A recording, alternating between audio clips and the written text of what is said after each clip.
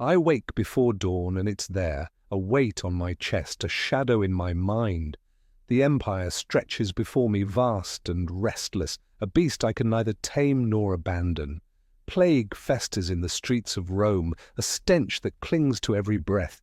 Armies clash on the frozen frontier, their cries carried on the wind.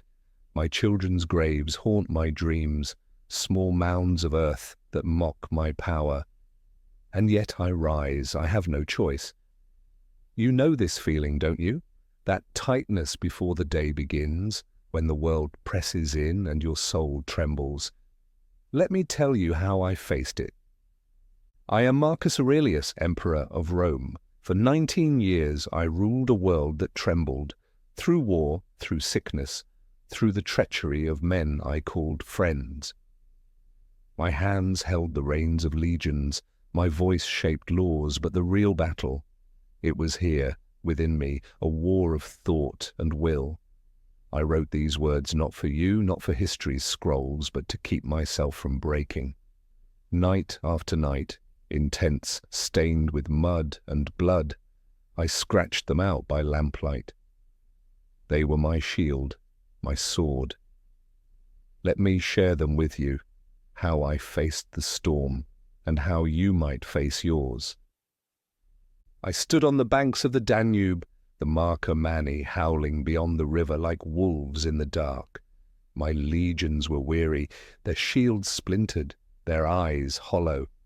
I could smell the blood, the sweat, the fear, a rancid cloud over the camp. My son Commodus was a boy then, safe in Rome, but I saw his face in every fallen soldier, every boy who'd never return. My heart raced. Would I fail them all? The empire? My blood? The wind tore at my cloak and I felt small, a speck against the chaos. That night I sat alone, the campfires flickering, and I wrote, "You have power over your mind, not outside events. Realize this and you will find strength." I couldn't stop the arrows or silence the screams, but I could steady myself. I gripped that truth like a spear and stood taller. Years before, the Antonine Plague swept through us like a scythe. Millions died, friends, senators, my own children. I buried Verus, my co-emperor, a brother in arms, and felt the empire crack beneath me. The streets of Rome were choked with the dead, carts groaning under their weight. A mother's wail pierced the air as I rode past, her child limp in her arms. I wanted to turn away, to flee the stench and the sorrow, but I was Caesar. The people looked to me, their faces gaunt, their eyes pleading. I was drowning in grief, my chest a vice. I wrote then, "The art of living is more like wrestling than dancing." I wrestled that despair, pinned it to the ground, and forced myself to stand again. I had to for them, for me. There was a day in the Alps, snow swirling around us, when a messenger stumbled into camp, his horse half dead. He brought word of rebellion, Pannonian tribes torching villages, defying Rome. My generals argued, their voices sharp with panic. I stood silent, the cold biting my bones, and felt the old dread rise. Could I hold this empire together?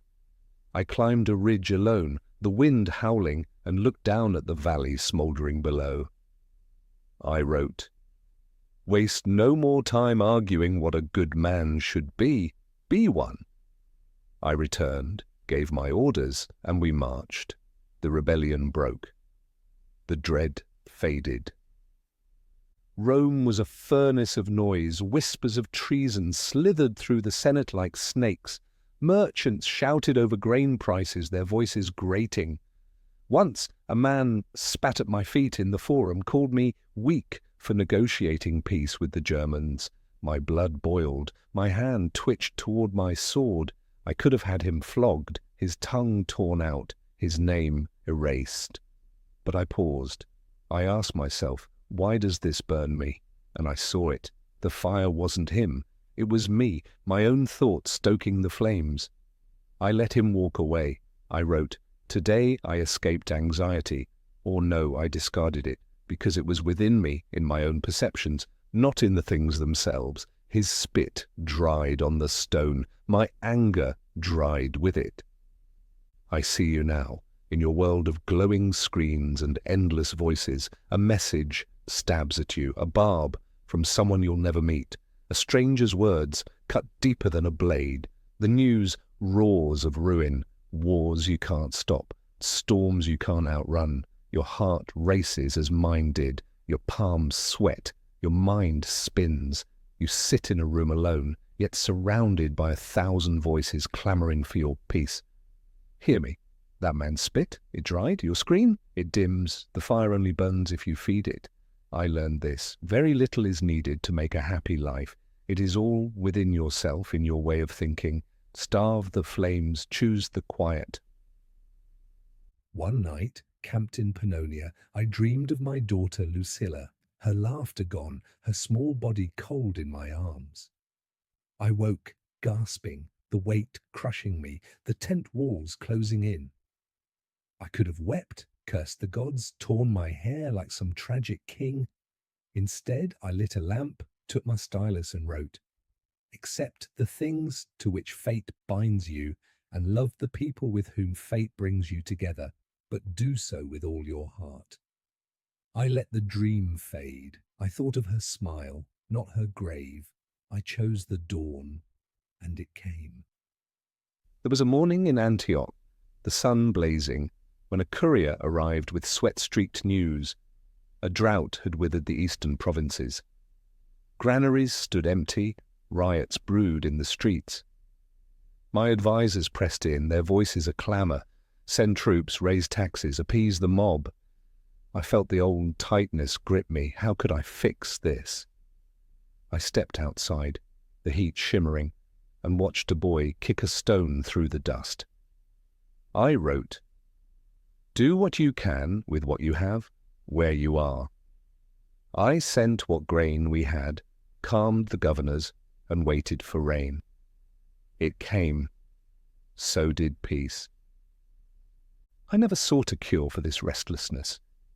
Cures are for fools who think pain can be erased, who chase some golden ease that never comes. I sought a practice, a way to meet it, to wrestle it, to live with it.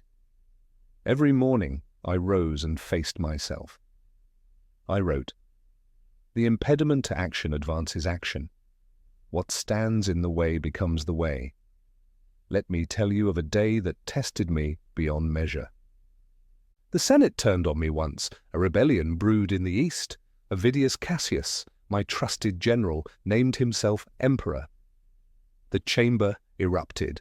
Senators screamed I'd grown soft, that I'd lost Rome's edge, that philosophy had dulled my steel. My hands shook beneath my robe, my throat tightened. I could have fled or crushed them with guards. Instead, I stood and spoke. If you are distressed by anything external, the pain is not due to the thing itself, but to your estimate of it. And this you have the power to revoke at any moment. I revoked it. I faced them, calm as a stone, and they fell silent. Cassius fell too in time. You too have your Senate, your clamour of demands, your betrayals small and large. A task undone weighs on you like a chain. A word misspoken festers in your mind. A fear gnaws at your edges, whispering, "You're not enough." I say to you, strip it bare. Ask, "What is this, really?" I did this when my wife Faustina fell ill, her breath shallow, her hand cold in mine. I sat by her, helpless, the palace silent. I wrote, "Death is no evil, it is nature." I held her hand, not my fear. She slipped away, and I endured. Once, in Dacia, a scout returned with terror in his eyes. Germanic tribes had crossed the river, their numbers vast. My army was thin, the men exhausted. I walked among them, saw their cracked lips, their trembling hands. I felt the panic rise. Could I lead them to slaughter? I sat by the fire that night and wrote, "The best revenge is to be unlike him who performed the injury." We fought the next day, not with rage, but with discipline. We held the line. The tribes retreated. I've stood in storms, real and imagined. Once, off the coast of Gaul, our ship pitched in a tempest. Waves swallowed men whole, their screams lost in the roar. I gripped the rail, salt stinging my eyes, and thought, this may be my end. My cloak was soaked, my bones ached, but I whispered to myself, be like the rock that the waves keep crashing over. It stands unmoved, and the raging of the sea falls still around it. The ship held, I held, the storm passed, as they always do. Your storms are different. Crowds that press, machines that hum, a world that never sleeps. You stand in a sea of faces or sit alone with a screen's cold light and feel the waves rise. I see you on a bridge, the wind tearing at you, or in a room where the walls hum with noise. The rock is the same. I learned this in my final days, coughing blood in Vindobona, my body failing, my breath a rasp. I wrote, look well into thyself. There is a source of strength which will always spring up if thou wilt always look there. I looked. I found it, even as the dark closed in. There was a night in Sarmatia, the sky ablaze with stars, when I thought of my teacher Rusticus. He died years before, but his voice echoed, focus on what's in your control. A scout had just reported, enemy fires on the horizon, too many to count. My stomach knotted, my mind raced. I wrote, concentrate every minute like a Roman on doing what's in front of you with precise and genuine seriousness. I planned, I slept, I fought at dawn. We won. The stars still shone the next night. I'm gone now, dust in Rome's earth, my bones lost to time. But these words live. They carried me through plague, war, loss, through nights when I thought I'd break, days when I stood alone. They can carry you through your battles, quiet, fierce, unseen. You don't need an empire or a crown or a legion at your back. You need only this. Think clearly, endure more, speak less. The strength is in you, waiting, a spring that never runs dry. Stand in your storm, be the rock. I was, through every gale, every shadow. You can be. Look within. The fight is there, and so is the victory.